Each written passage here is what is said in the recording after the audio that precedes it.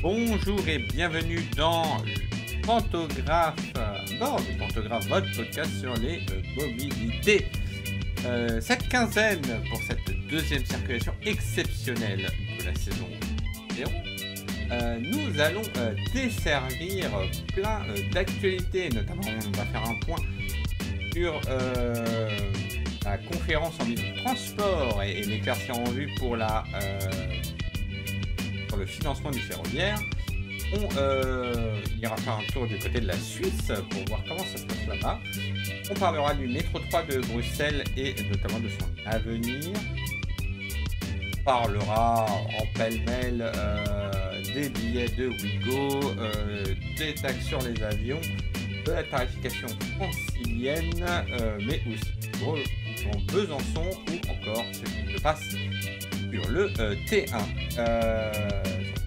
La ligne 1 du tramway d'Île-de-France. Prenez garde à la fermeture de la porte. Attention au départ. Pantographe épisode 2. C'est parti.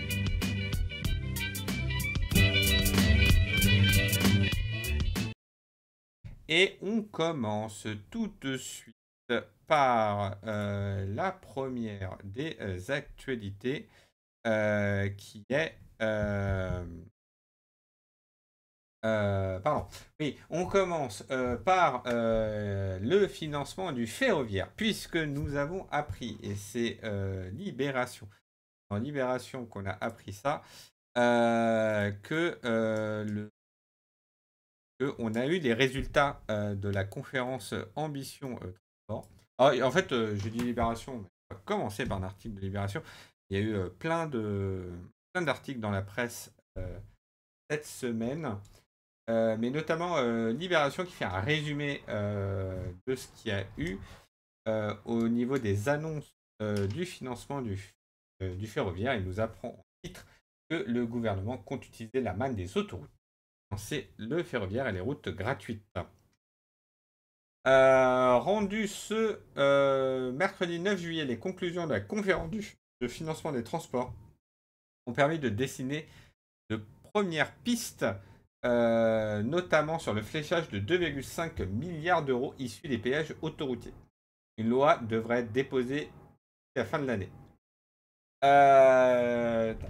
J'avance un peu, hein, je ne vais pas tout vous lire, mais l'idée c'est de flécher 2,5 milliards des recettes des concessions autoroutières les ans vers les routes gratuites et le rail. Et ce qui permettrait d'avoir, entre autres, 1,5 milliard en plus par an à partir de 2028 pour les infrastructures ferroviaires. Il y aura des projets de loi et des batailles sur le budget 2026. C'est comme ça qu'a esquissé Philippe Tabarot, ministre des Transports, sur les conclusions à en tirer. Donc, c'est le résultat de Ambition France Transport que vous avez peut-être vu passer, qui a réuni des élus, des représentants du secteur, des ONG et des économistes depuis début mai, hein, donc c'est quand même sur un gros truc. Donc en fait, c'est ces concessions autoroutières qui arrivent, nous rappelle Libération, à échéance entre 2031 et 2036. C'était notamment cette question. Alors, déjà, on nous dit, on nous cite hein, que les résultats annuels des entreprises des concessions, hein, que sont Vinci, Eiffage et l'espagnol Abertis, ont dégagé un chiffre d'affaires de 39,3 milliards d'euros en 2023 pour un déficit de 4 milliards. Donc il y a des sous à prendre. Par contre, le passage en régie publique ou en régionalisation est d'ores et déjà écarté. Ça, c'était vraiment un grand truc. Et même si le rapport parle, et ça c'est ce que nous dit Libération, une possible gestion des autoroutes par un établissement public à caractère industriel et commercial, c'est-à-dire une EPIC, hein, il y aura certainement, notamment la RATP ou l'INA par exemple, l'option n'est pas privilégiée d'après le ministre. Donc, pour le moment, on porterait sur des concessions renouvelées, mais avec un cadre plus exigeant et des contrats un peu plus serrés. Si on va un peu dans le détail, donc je l'ai dit, 1,5 milliard d'euros par an en plus pour le ferroviaire. Ça, c'est en 2028. Il faut attendre que les concessions autoroutières commencent à être renouvelées. Mais que, nous dit l'article, la ventilation de cette manne n'est pas très claire. Le ministre explique que 500 millions d'euros proviendront de la SNCF. Alors, la SNCF va payer la SNCF. Puisqu'il y aura de la mobilisation d'une partie des bénéfices de la SNCF censés déjà avoir été intégrés ces dépenses d'investissement. Très clair.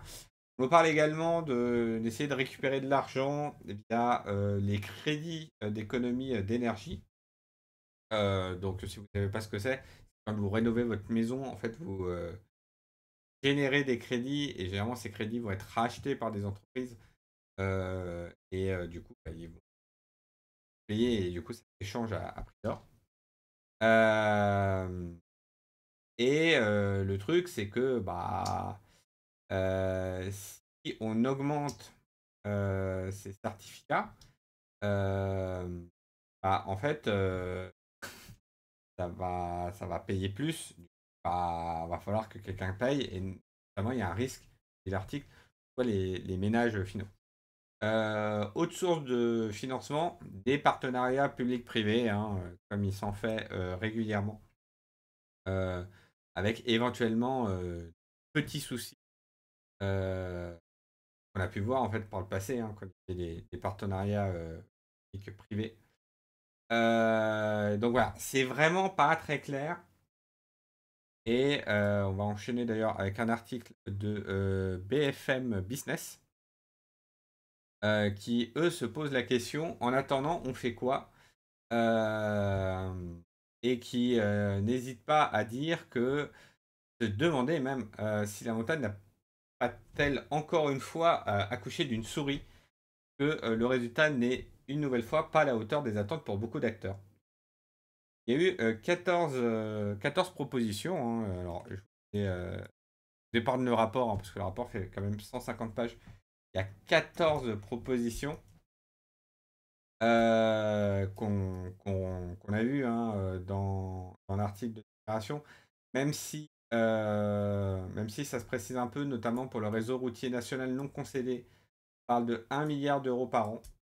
Pour le transport de marchandises, 500 millions d'euros par an, avec répartis entre 200 millions d'euros pour le transport fluvial et 300 millions d'euros pour le fret ferroviaire. Donc ça fait partie de la synthèse, hein, du rapport. En deux, réaliser une revue générale des lignes de desserte fine du territoire. Ça, c'est bien de passer en revue, mais pareil, il n'y a pas vraiment grand-chose qui est annoncé. On nous parle un peu plus loin, donc pareil, d'avoir un audit national de l'état routier, départemental et communal, de confier au COI, donc le Conseil d'orientation des infrastructures, la mission de définir une nouvelle priorisation des grands projets, d'inscrire les financements des transports dans un cadre pluriannuel et stable, mais ça ne veut pas dire grand-chose non plus, et de mettre ça en charge à l'AFITF, l'Agence de financement des infrastructures de transport en France, ou en construisant une loi de programmation des infrastructures de transport. Voilà. Se donner comme objectif d'encourager de l'amélioration en se donnant comme objectif d'augmenter la vitesse commerciale des transports et d'optimiser les dessertes. Le rapport, et ça, alors la synthèse nous dit que faut augmenter progressivement la tarification des transports en commun tout en mobilisation de la tarification solidaire. Ah, on verra un peu plus tard, hein, dans un autre article. Voilà, c'est pas très clair. Mettre en place une taxe temporaire sur certains billets de transport, par exemple les TGV, ce qui est un petit peu dommage, hein, parce qu'au final, le but c'est quand même d'encourager les gens à prendre un peu plus les transports, y compris pour atteindre des destinations de vacances, par exemple, sur leur trajet éphémère. Élargir à d'autres collectivités les expérimentations en matière de mécanismes d'éco-contribution territoriale sur les poids lourds. ou en mettant en place des majorations ciblées des péages lourds cédés. Ça veut dire quoi? C'est l'écotaxe, hein. C'est le retour de l'écotaxe, mais pas de l'écotaxe comme ce qui avait entraîné des manifestations, ou là surtout pas. Après, des expérimentations au niveau de certaines collectivités. Mettre en place une trajectoire incitative à l'électrification des poids lourds, pas pareil, bon, bien, mais est-ce qu'on a vraiment de ça? Est-ce qu'il ne faudrait pas mettre un peu plus d'efforts sur le fret ferroviaire? À voir. Consolider, point numéro 9, un ensemble de ressources durables affectées à l'AFITF. Donc ça, c'est de réfléchir à quelle taxe on pourrait prélever. Donc le rapport parle de la TICPE, la taxe intérieure de consommation sur les produits énergétiques, notamment la fameuse taxe qui apparaît sur les carburants. La TSPA, la taxe de solidarité sur les billets d'avion, qui est introduite, qui existe en France, qui existe dans très peu de pays. Pareil, se demander est-ce qu'il va pas être augmenté, machin truc. Création d'une dette spécifique pour réserver la dette crise du réseau national non concédé. Ça, pareil, qu'est-ce que ça veut dire réellement? Bon, pas trop. Ça parle d'allouer des ressources nouvellement prélevées sur les transports A7, AF, ITF. Donc, on plein de choses en vrac, notamment les ETS 1 et 2. C'est le système d'échange des quotas européens, puisque une entreprise, si elle veut polluer, a besoin d'avoir des quotas qu'elle va racheter.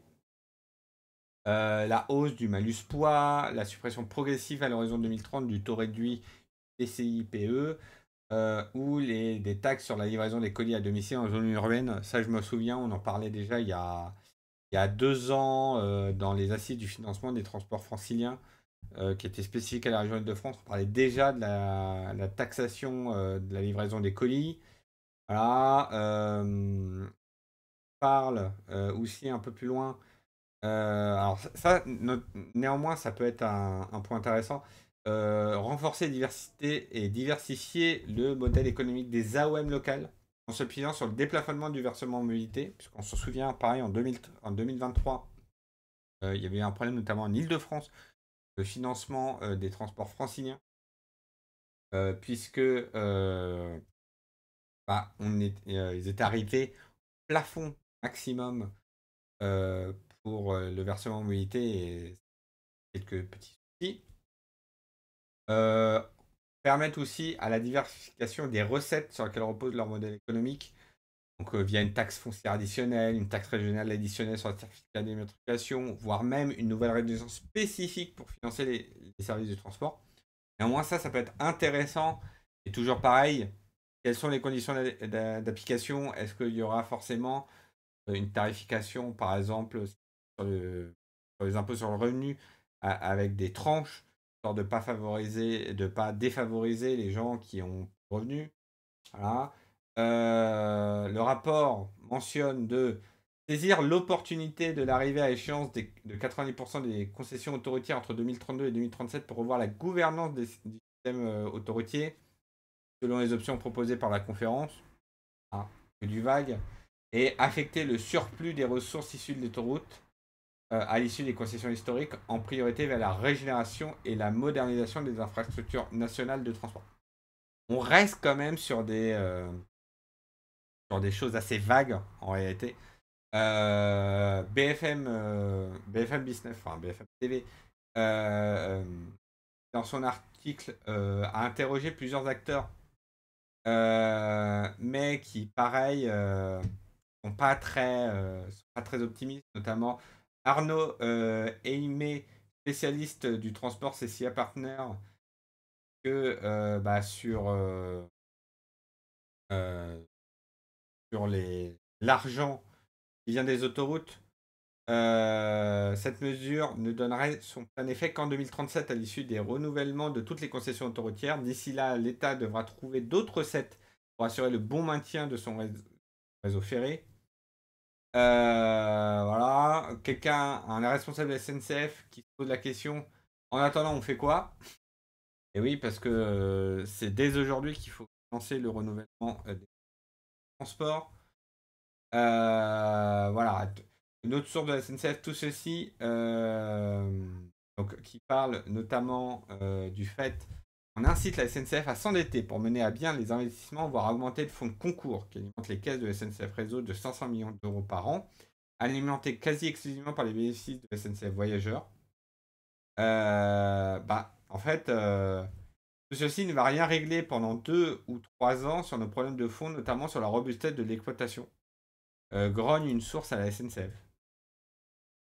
Voilà. L'article qui nous dit quand même, néanmoins, que le patron Jean-Pierre Farandou, qui va bientôt renouveler, se réjouit de ces annonces et il a salué une décision historique. Les ambitions qui ont été prises sécurisent l'avenir du ferroviaire français, indispensable à la décarbonation des transports. Côté syndicat, c'est une catastrophe pour la SNCF, juge Fabien Villedieu de Sudrail. La seule possibilité en attendant l'argent des autoroutes qui viendrait pas avant 2032, c'est une taxe sur les billets ou l'augmentation du fonds de concours financé par la SNCF. Sur les billets de train, bien sûr. Vous avez vu. Voilà. Et l'article qui finit en citant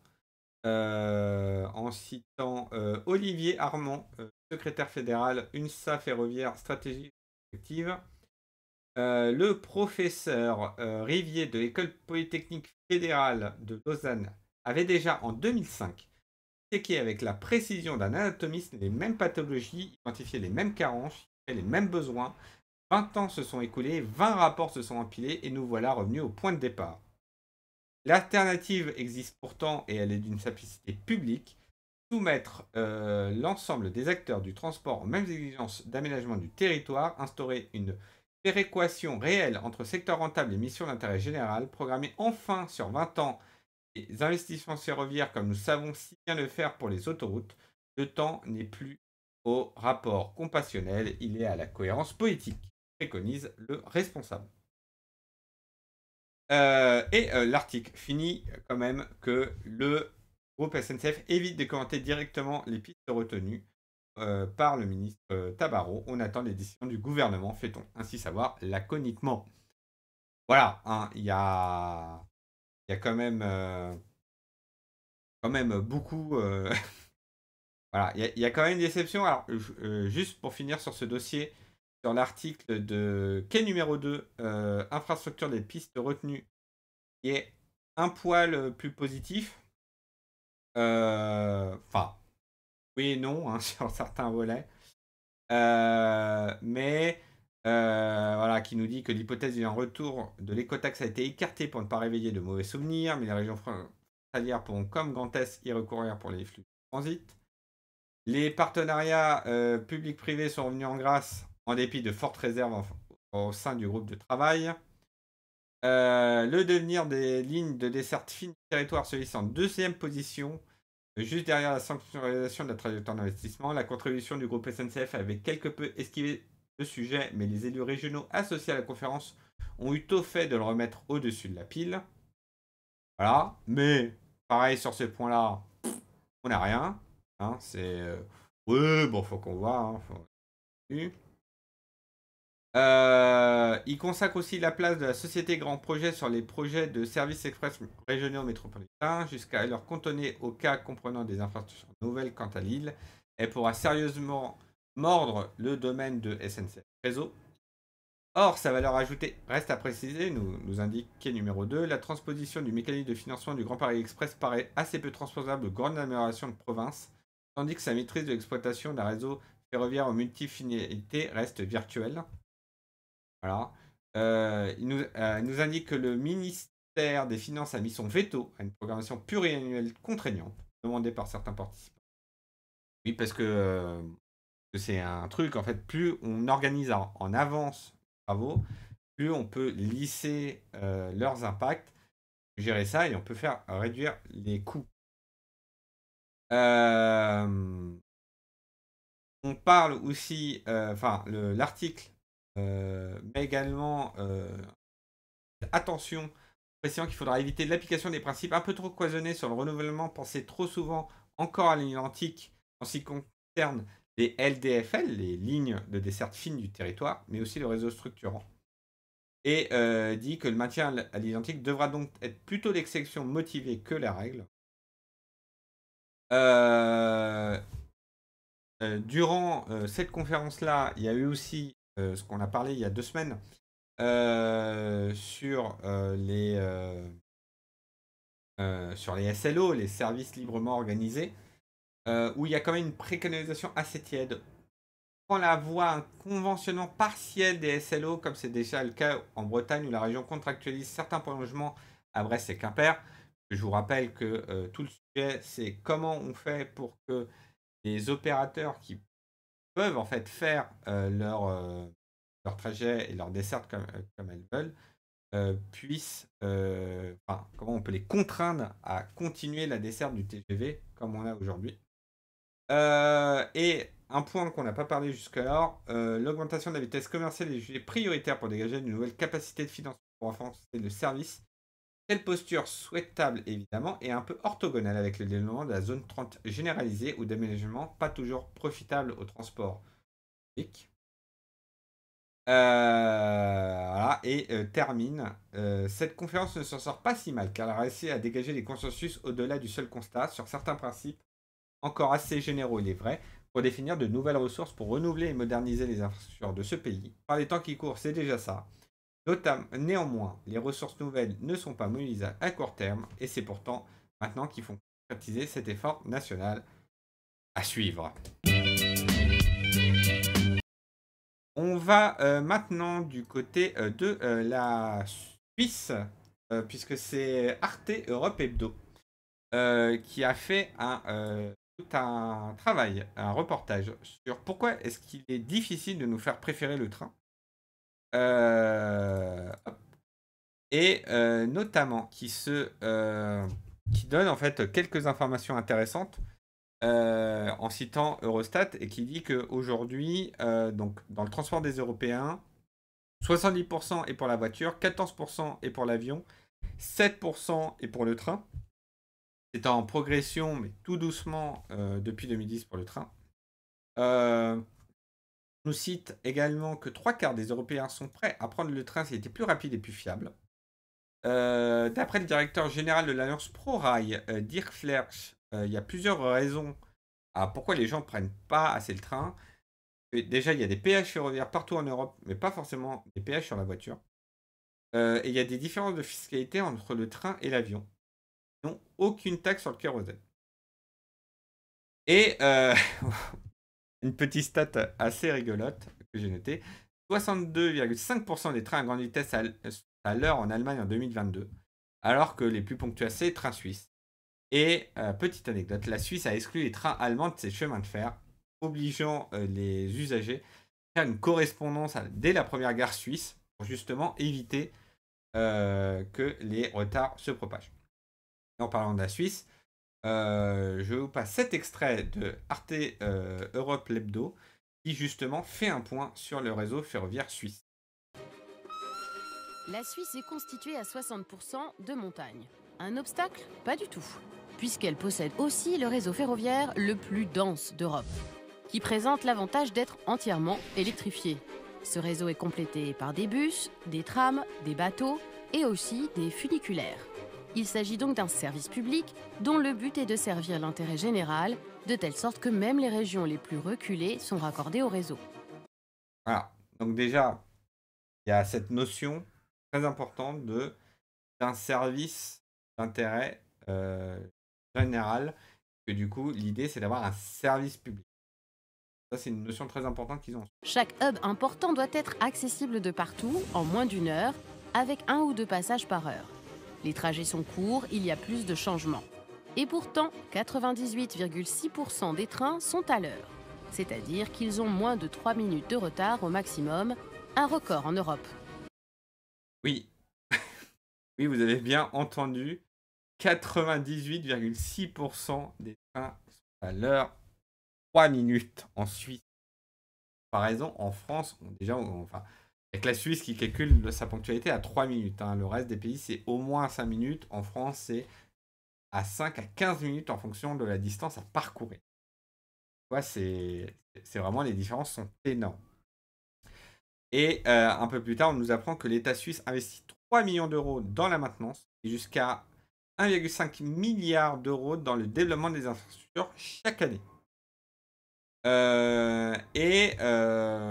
Ensuite, moi je vous invite quand même, si vous avez l'occasion de le regarder, il est disponible sur arte.tv, qu'il y a un passage également intéressant sur l'ouverture à la concurrence et également un passage sur le financement des infrastructures ferroviaires dans les pays baltes, puisque c'est financé par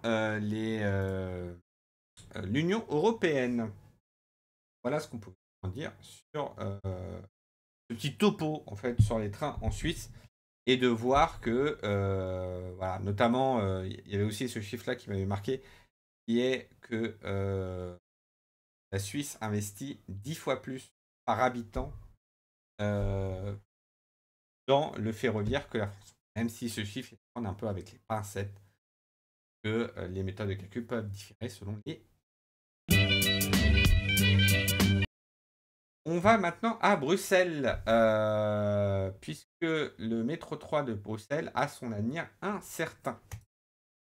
Les prochaines semaines seront sans doute décisives. Comment cet article de la RTBF,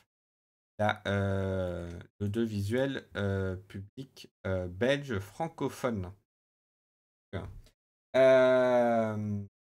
trouve l'avenir de la ligne 3, pour l'avenir de la ligne de métro 3. Les retards s'accumulent et surtout ont littéralement explosé. Du coup, l'actuel gouvernement démissionnaire, puisque je vous rappelle, en Belgique, bon voilà, le gouvernement, c'est quand même une notion un peu différente de chez nous. Donc le gouvernement démissionnaire a donc demandé à la STIB, donc la Société des Transports de Bruxelles, d'analyser les options possibles. Et le rapport se résume à 4 possibilités. Soit on finit les travaux, tout simplement, soit on arrête tout, soit on met le chantier en pause pour 10 ans, soit on fait que la moitié, que le tronçon qui coûte le moins cher, et l'autre partie est abandonnée ou reportée de quelques années. Et donc, cet article-là est intéressant puisque ça permet de détailler comment les coûts sont calculés et comment faire pour revoir même tous les coûts indirects. Alors, donc, déjà, pour tout finir, il faut compter au minimum encore 3,6 milliards d'euros pour boucler la ligne 3 du sud au nord de la région. La ligne 3 du métro de Bruxelles, c'est quand même un gros projet qui est attendu depuis des années et qui va prendre encore des années. Par contre, selon la STIB, tout arrêter ou tout mettre sur pause entraînerait des problèmes à court terme, que des lignes de tram sur cet axe sont saturées. L'abandon de la phase Bordet Nord engendrerait la nécessité de proposer une offre alternative de surface autour de cet axe. Selon le niveau d'ambition de cette offre, jusqu'à 10 trams et ou 24 bus supplémentaires seront nécessaires. L'abandon complet, d'après ce rapport, entraînerait déjà 224 millions d'euros pour indemniser les entrepreneurs lésés et refermer et sécuriser les chantiers en cours. Qui ferait avec déjà ce qui a été déjà investi, près de 800 millions d'euros jetés à la poubelle, ou, comme le dit le rapport de façon plus diplomatique, un choix d'un strict qui, de facto, ne permettrait pas de rentabiliser les investissements de désert réalisés dans les décennies 70, 80, 90 et entraîne la perte des montants investis depuis la reprise du programme Métro 3 en 2010. Voilà. Ce à quoi la STIB prévoit, si cet arrêt est choisi, 383 millions d'euros nécessaires pour développer le réseau global des trams pour compenser en besoin de transport en commun. Et en fait, tout ça pourquoi? En fait, la STIB estime que la meilleure solution d'avenir, c'est d'y aller étape par étape. Mais en faisant aussi en sorte qu'on puisse potentiellement s'arrêter entre une grosse étape et la suivante. En gros, continuer à avancer, mais avec le sentiment d'avoir la liberté de pouvoir s'arrêter quand on veut, et que rien n'est alors perdu. Et par exemple, elle conseille que la première des grosses étapes, c'est de finir déjà tout ce qui était tous les tunnels et voies prévues dans le plan initial, dont les fameux endroits qui posent souci actuellement. Mais de ne pas faire d'abord rouler des métros, faire rouler des trams. Ça coûte moins cher en termes de matériel. Ça permet éventuellement de mettre en place une seule et même ligne de tram, permettrait de faire le trajet prévu du métro sans avoir à débarquer et à changer, à changer pour les usagers pour passer sur une autre ligne. Et ensuite, une fois qu'on a fait rouler les trams, pour le convertir en métro, ça coûte moins cher. Enfin, on a déjà fait le plus gros, et du coup, c'est ce que nous dit la RTBF, en citant le rapport de la CIB, c'est que voilà, ça permet de faire en fait cet avancement pas à pas. Par contre, cette option-là coûterait 3,8 milliards d'euros, qui est plus cher que l'option de tout faire. Par contre, l'intérêt, c'est que ça coûte moins cher à court terme, puisque sur les 3 années qui restent de la législature actuelle en Belgique, le gouvernement bruxellois ne devrait débourser que 388 millions d'euros pour cette option. Alors qu'avec l'option de tout faire, l'option A, ça coûterait une fois et demie de plus, quasiment 600 millions d'euros. Voilà. Donc l'idée, c'est un peu de reporter. Mais l'option C étoile, hein, donc cette option de faire par étapes, retarde aussi de quelques années la mise en service du métro 3 en 2046. Alors que l'option A promet pour l'instant l'année 2040. On est quand même sur des objectifs à très long terme. Ce que dit, c'est que pour décider, ils ont à peu près jusqu'au 1er septembre. Puisque à cette date, la STIB doit commencer à démonter le palais du Midi pour pouvoir creuser en dessous. Et si cette partie est entamée, en fait, ce sera très difficile, voire presque impossible, de pouvoir revenir en arrière pour tout arrêter. Sachant que tout ça doit être fait par un gouvernement en affaires courantes, en attendant la mise en place d'un gouvernement de plein exercice. Alors j'ai lu un autre article, que, a priori, ils sont sur la bonne voie d'avoir un gouvernement, d'un gouvernement de plein exercice. Mais bon, c'est la Belgique, donc on n'est jamais à l'abri de surprises. On passe maintenant à plus de flexibilité pour la revente des billets Ouigo. Puisque l'article de BFM TV nous rappelle que un service Ouigo Swap était en place par la SNCF. C'est la seule plateforme autorisée pour revendre des billets Ouigo. Et aujourd'hui, jusqu'alors, elle n'était ouverte que pour les trains qui affichaient complets. Et maintenant, c'est ouvert à l'ensemble des trains. Et le but étant pour la SNCF, en fait, de couper l'herbe sur le pied sur des marchés de revente parallèles. En fait, même si on ne pouvait pas le revendre directement, il y a quand même des échanges sur les réseaux sociaux, notamment Facebook nous cite cet article, que les gens puissent céder leurs billets. Sur la plateforme, ça permet de vendre des billets avec des prix réduits jusqu'à moins 50%, et les acheteurs récupèrent, doivent quand même donner une commission de 20% d'achat initial. Bien sûr, le billet trouve preneur. Voilà. Donc, petite évolution, même si on peut s'interroger sur la non-possibilité de le faire ailleurs sur d'autres plateformes. Avion.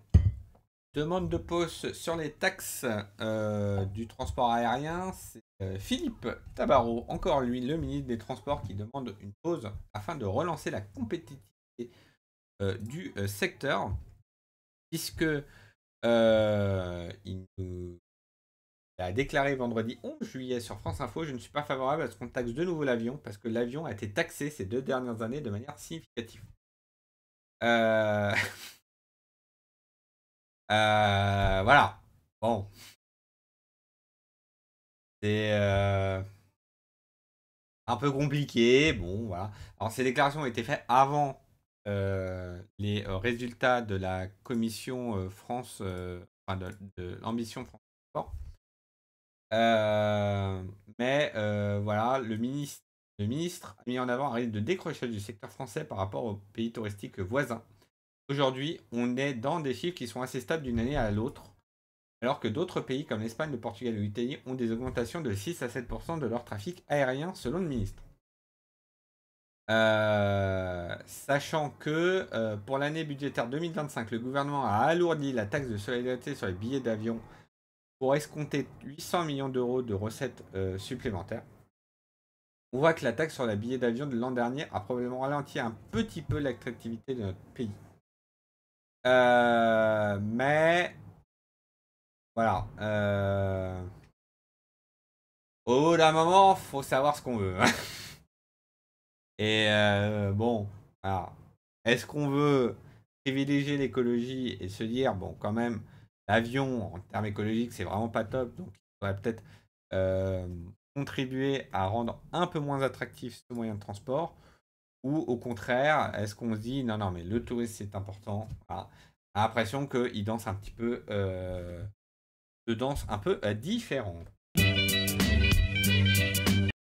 On reste sur de la tarification, mais cette fois-ci en Île-de-France, puisque déjà nous apprenons que le billet carton tirera enfin sa révérence le 1er juin 2026. Nous apprend un article du Parisien, puisque depuis début 2025 et le billet métro, train, RER à 2,50 € qui permet de voyager n'importe où en Île-de-France, et le billet carton disparaît peu à peu, mais il continue à être vendu, puisque on peut toujours dans les anciens automates acheter des billets carton à ce tarif de 2,50 €. Et cet article nous apprend que enfin, à compter du 1er juin 2026, le fameux sésame magnétique ne permettra plus d'accéder au réseau, quel que soit le métro, le RER, le bus, le tram ou les trains transiliens. Sachant que voilà, donc l'article nous dit que 9% des ventes aujourd'hui sont magnétiques, 25% de l'année précédente. Le format carton sera définitivement retiré des automates et des guichets à partir du 1er octobre 2025 pour le métro, les RER et les trains. Le support historique ne sera plus disponible non plus à bord des autobus un mois plus tard. Sur le réseau de bus Paris Petite Couronne, il sera progressivement remplacé par un ticket d'accès à bord payable par carte bancaire occasion d'un justificatif d'achat physique ou dématérialisé. Le ticket d'accès à bord SMS reste disponible sur l'ensemble des lignes. Et la diversion continue par nous dire que entre le 1er novembre 2025 et le 1er avril 2018, la validation des titres magnétique est progressivement plus acceptée à bord des bus et des tramways. Sur le réseau métro et RER, le couperet tombera le 1er juin 2026. C'est donc la date indiquée en début d'article. Donc les machines ne le distribueront plus, ils ne l'accepteront. Sachant que, et ça c'est une nouveauté, je sais que ça a été demandé pas mal par les associations puisque l'article termine en se posant la question: quel viendra-t-il des milliers de titres en carton inutilisés? Il est conseillé de les utiliser avant la date fatidique. Sinon, à partir du 1er novembre 2025, IDFM offrira la possibilité de les échanger contre les tickets numériques chargés sur une carte Easy. Les anciens billets origine-destination demandent droit à un nombre équivalent de tickets métro, train, RER, vendus de 50. Le ticket T+, en papier pourrait être converti soit en ticket métro, train, RER, soit en ticket bus, tram au choix du client. Les tarifs réduits et les tarifs des billets pour les aéroports sont également éligibles. Mais il faudra venir avec sa propre carte Easy, sinon il faudra le payer sur 2 €. C'est pas possible de le faire directement sur smartphone. Et pas possible non plus de se faire rembourser ces billets contre billets.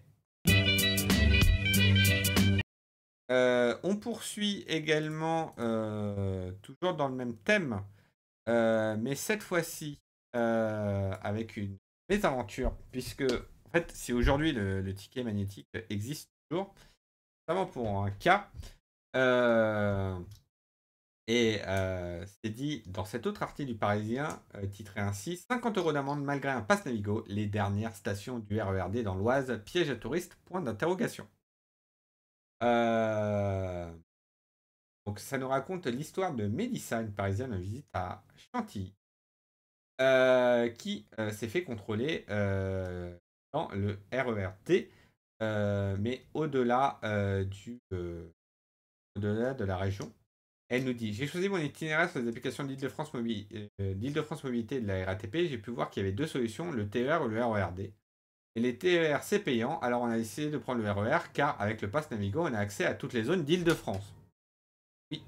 Et à son arrivée en gare de Chantilly-Gouvieux, un contrôle change tout et Mélissa est verbalisée de 50 € pour absence de titre de transport valable, car son abonnement Navigo ne couvre pas toutes les stations de train, dont celle de la Borne Blanche, Aurélie-la-Ville et Chantilly, pour un billet supplémentaire. Une information que peu de gens connaissent. Donc, nous avons également cet extrait de Marc Pénissier de la FNOT Île-de-France, son président. Il n'y a pas de coordination entre l'Île-de-France et les Hauts-de-France. Cela fait plusieurs années que ça dure. Plusieurs collectifs d'usagers ont demandé à étendre les zones du Pass Navigo jusqu'à Creil, mais cela n'arrivera jamais. Seul un accord avait été négocié entre l'ancienne région Picardie et l'Île-de-France pour les salariés oisiens, leur permettant d'avoir un abonnement TER complété. La région a accepté car ils avaient besoin de la main-d'œuvre des habitants de Picardie, détaille Christiane Dupart, présidente d'usagers des Étoiles de Corbeil et environ, l'association Lutèce. Côté IDFM, l'autorité organisatrice explique que les usagers ont la possibilité d'acheter un titre origine destination au guichet ou sur les automates, avec la gare en destination située en dehors d'Île-de-France. Mais voilà, et l'article nous dit que chaque usager donc, doit se rendre au guichet, 2 € de nourriture, payer 10,20 € avec un ticket Paris-Chantilly-Gouvieux. On peut l'acheter à la gare Surveillé-Fausse, dernière station en Ile-de-France, mais avec le risque de devoir rater le train. De rater en fait le train pour acheter ce billet et d'attendre le prochain 1 heure. Voilà. Donc, aujourd'hui, il n'y a pas vraiment de solution, même si un poète de l'AUT de France, un tweet, il me semble, repris sur Mastodon, qui nous indique que IDFM décide finalement de équiper les gares Transilien hors Île-de-France avec des bornes de validation pour 2,5 millions d'euros. Reste à voir quels titres de transport pourront être utilisés ou sont-ils vendus actuellement. C'est kafkaïen. Et donc, un extrait de la liste indiquant le nombre de bornes mass transit, c'est les totems que vous pouvez voir dans les gares franciliennes, avec de 1 à 3 totems prévus en fonction des gares. Mais on ne sait pour l'instant pas quels sont les titres de transport qui seront acceptés dans ces gares. Espérons donc que ce sujet soit résolu avant la disparition totale du billet magnétique, seul billet valable sur ces trajets.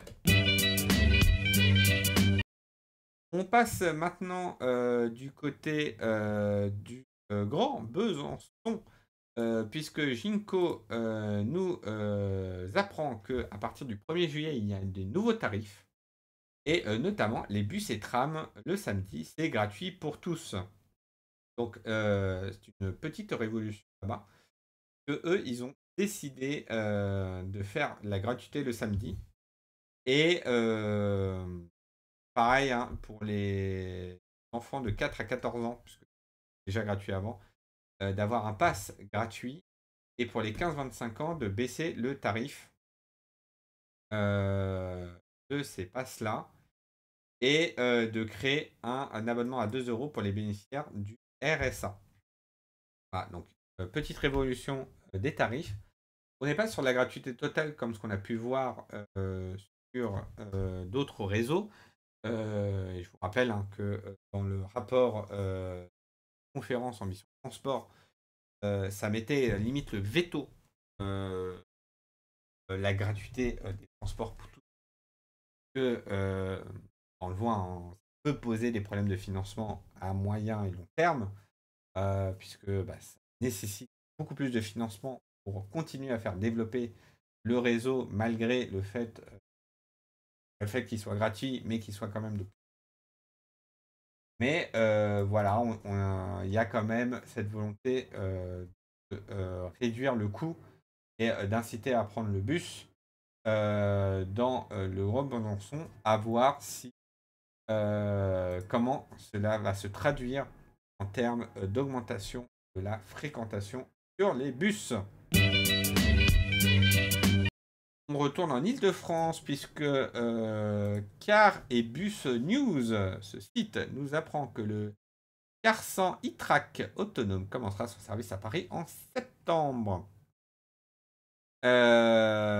Puisque dès septembre prochain, les passagers de la ligne de bus 393 qui fait RER Sucy, Bonneuil jusqu'à Thiais, Carrefour de la Résistance et qui prend notamment à une partie de son trajet en commun avec le TVM.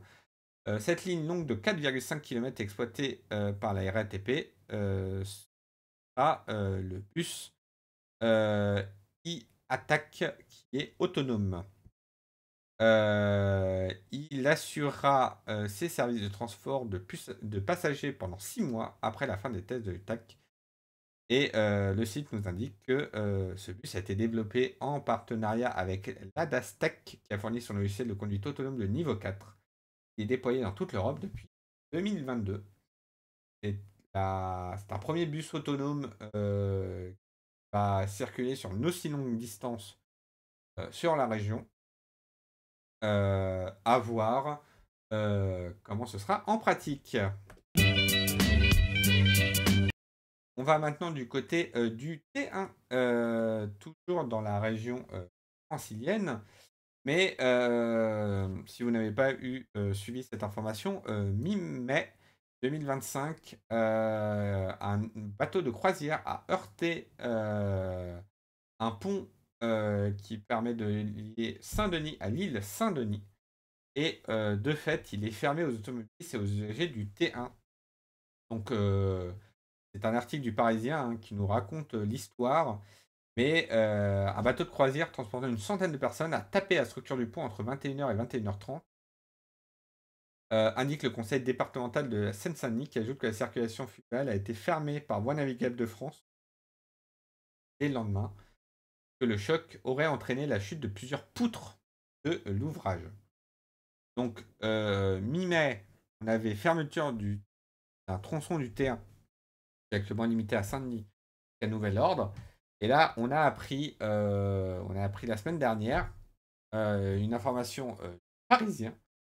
Le pont de l'île Saint-Denis fermé jusqu'à l'été 2026 au mieux.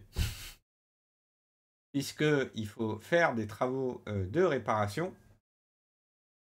Et l'article s'arrête notamment sur les déboires que connaissent les usagers que le tronçon entre Asnières et Saint-Denis est remplacé par des bus de substitution. Il nous indique que marcher 20 minutes avec tous ces sacs et cahiers de course, c'est pénible. Peste Véronique, cette aide-soignante qui revient du marché de Saint-Denis, secoue la tête, assise dans l'un des bus de remplacement mis en place par la RATP. Et aujourd'hui, en fait, il faut marcher de la gare de Saint-Denis et traverser le pont qui reste quand même ouvert pour les circulations douces. Mais voilà. Et donc l'article nous apprend quand même qu'une solution technique aurait été trouvée pour réparer le pont sans devoir retirer les rails du tramway. Les ouvriers intervenant par le dessus du pont ont placé la poutre endommagée à l'aide d'un système de vérin. Le planning prévisionnel intégrant les temps d'études, de consultation d'entreprise et de travaux permet d'envisager une réouverture du pont après travaux à l'été 2026. Voilà. Il y a quand même un long déboire. Et donc ça dénonce également le fait que les bus soient de suite bondés, que leur fréquence est trop faible. Les temps d'attente, donc là on a par exemple un usager qui indique que le soir, j'attends parfois 20 minutes et que un an, ça va faire long. Je confirme, ça va faire très long. Voilà. Mais qui a malheureusement pas de solution. Et l'article finit par citer un père de famille et qui nous dit: On est dans le département le plus peuplé d'Île-de-France et on est délaissé, peste-t-il. Si cela était arrivé à Paris, la région et le département auraient déjà tout mis en œuvre pour régler le problème. Après un silence, il y a ajoute: Ça donne juste envie de partir. Parlons maintenant de l'ouverture à la concurrence, mais cette fois-ci du côté de la régie publicitaire de la RATP, puisqu'elle met en compétition la gestion de sa régie publicitaire. Puisque aujourd'hui, c'est actuellement Metrobus, la régie de la RATP depuis 1949, qui a déjà été reconduit en novembre 2010 et en novembre 2021. Sauf que maintenant, l'attributaire aura obligation de constituer une société ad hoc. Il devra reprendre le 145 personnes affectées à ce travail pour une masse salariale de 6,35 millions d'euros. Et ce sera pour gérer donc les 16 lignes de métro, desservant 321 stations. Donc ce qui prend tout le réseau aujourd'hui, sauf la station Saint-Denis-Pleyel et toutes les stations des Olympiades à l'aéroport d'Orly de la ligne 14. Côté RER, c'est 35 gares du RER A, à exception des deux branches de la SNCF, ainsi que 30 gares du RER B de Saint-Michel-Notre-Dame à Saint-Rémy-les-Chevreuils-des-Romains, ainsi que leur matériel roulant. 8 lignes de tram. Et c'est tout. Que le réseau bus ne fait pas partie du périmètre.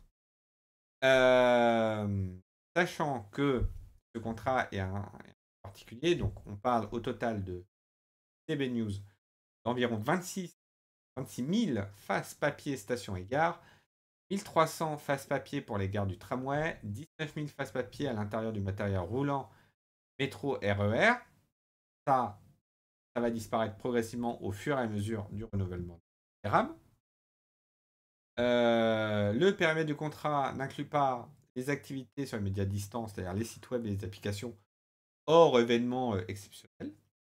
Et c'est un contrat pour 12 ans à partir du 1er janvier 2027, mais il est tout de même précisé que petit à petit, que le périmètre du contrat peut se réduire sans indemnité à compter des dates effectives d'exploitation en cas de changement d'exploitant pour les trams. On reste également sur une ouverture, mais cette fois-ci pas à la concurrence, mais on va du côté du fret ferroviaire, puisque la compagnie maritime Brittany Ferries se met au rail et a inauguré sa nouvelle ligne de ferroutage de 950 km entre Cherbourg et Bayonne. Donc le projet aura coûté 25 millions d'euros et va du port normand de Cherbourg à Mouguer, aux portes de Bayonne, en Pyrénées-Atlantiques, ce qui permet de relier l'Espagne à la Grande-Bretagne et à l'Irlande. Ça a été inauguré jeudi dernier en présence du ministre des Transports. L'objectif est d'éviter 25 000 remorques par an sur les routes et retransférer vers le rail et la mer. Néanmoins, on que tout n'est pas terminé, puisque cet objectif est à l'horizon 2030. Et ce serait d'avoir une offre régulière d'un aller-retour ferroviaire quotidien opéré par 2 rames, soit 320 allers-retours annuels. Néanmoins, la partie normande est terminée, mais c'est pas Et il reste encore 4 tunnels qui devront être agrandis entre Bordeaux et Poitiers pour laisser passer, voilà, pour avoir des gabarits plus grands. Et la plateforme de Mouguer nécessite encore des travaux d'aménagement. La fin de cette deuxième phase est attendue pour 2027. C'est une nouvelle page qui se tente pour Brittany Ferries qui se lance sur les rails, ce qui était sauf une évidence. Il fallait y croire et tenir bon. Ce projet qui réunit éco-responsabilité et rentabilité ne peut que réussir, a assuré Jean-Marc Rouet, président du conseil de surveillance de la compagnie maritime bretonne installée à Roscoff. Et on nous indique que donc, cette ligne sera opérée par 47 wagons de type LOR qui pourront transporter tout type de remorques routières, mais aussi des conteneurs et des caisses mobiles si nécessaire. Enfin, pour terminer ce podcast, objectif 0 blessé, un protocole signé entre la RATP et les associations cyclistes, un protocole pour cohabiter sur la route, nous apprend cet article du Parisien. Donc, c'est quoi cet accord? Cet accord a pour 2 objectifs. D'abord, connaître les comptes de l'un et de l'autre, et donc d'apprendre à cohabiter sur un même espace qu'est la voie publique. Explique Rémi de Biasi, directeur du cabinet du réseau de surface du groupe RATP. Second but, parler d'une voie commune auprès des décideurs et avoir un poids plus important dans les décisions. Il est, par exemple, prévu de proposer des ajustements sur les chaussées et gestionnaires de la voirie. Jean Castex souligne que notre volonté avec cet accord, c'est la vision 0 accident grave, 0 blessé. Et ajoute que le but est d'aller vers un usage le plus apaisé de la voie publique, mais pas l'un au détriment de l'autre, qui malheureusement a pu faire voir dans certaines situations. Le comité souhaite aussi le renforcement des actions de sensibilisation tant auprès des machinistes que des cyclistes. Les actions ne sont pas récentes. Elles ont déjà été réalisées auparavant par les associations et les RATP, avec comme thématique abordée les risques liés aux angles morts ou au déport d'un bus, par exemple. Il y a quelques mois, à nous préciser l'article, l'opérateur avait même publié un guide des bonnes pratiques. Avec cet accord, il est question d'aller plus loin, avec plus d'opérations de prévention et un approfondissement de la formation initiale des machinistes. Donc voilà, on peut se réjouir de cet accord. L'article finit néanmoins qu'à l'étranger, d'autres initiatives ont également prouvé leur efficacité et cite par exemple l'exemple de Londres depuis 2021. Les poids lourds, notamment les bus, doivent être équipés pour les plus hauts de caméras et détecteurs d'angle mort, une mesure qui pourrait inspirer Paris pour améliorer la sécurité de ces routes. Et voilà, c'est sur cette news qu'on finit notre deuxième épisode de l'année 0 de Pantographe le podcast. N'oubliez pas que vous pouvez retrouver l'ensemble des épisodes sur pantographe.noc.fr et également sur des plateformes de podcast. N'hésitez pas à envoyer vos commentaires, si des articles qui peuvent être intéressants, je suis preneur. La version vidéo est disponible dans la semaine sur ma chaîne YouTube. Et quant à nous, on se dit à dans 2 semaines pour la prochaine circulation. Bonne soirée. Ciao.